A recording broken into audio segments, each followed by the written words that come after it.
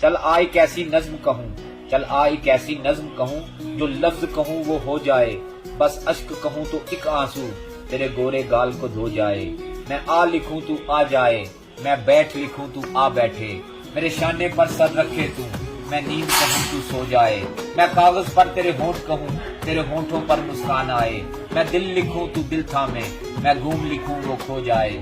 تیرے ہاتھ بناؤں پینسل سے، پھر ہاتھوں پہ تیرے ہاتھ رکھوں، کچھ سیدھا الٹا فرض کروں، میں آ لکھوں تو ہائے کرے، بے چین لکھوں بے چین ہو تو، پھر بے چین کا بے کاٹوں، مجھے چین ذرا سا ہو جائے۔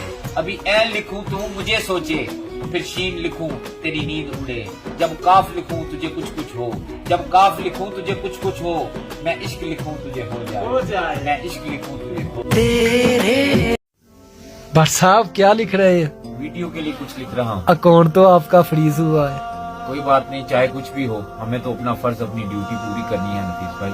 جن کا بھروسہ خدا پر ہو، جن کا بھروسہ خدا پر ہو تو ان کی منزل کامیابی ہے۔ خدا وہاں سے دروازے کھولتا ہے جہاں سے گمان بھی نہیں ہوتا۔ ایک ہی جملہ انسان کی تربیت کے لیے کافی ہے کہ خدا دیکھ رہا ہے، اور وہ خدا ہی تو ہے جو دل کی خاموشی کو بھی سمجھ لیتا ہے نفیس بھائی۔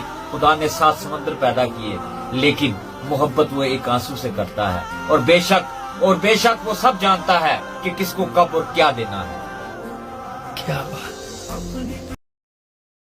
آپ کو ڈبونے کے لیے دنیا میں ایسے لوگ بھی ہوں گے جنہیں خود آپ نے تیرنا سکھایا ہوگا۔ ضروری نہیں ہم سب کو پسند آئیں، زندگی میں ایسے جیو کہ رب کو پسند آؤ۔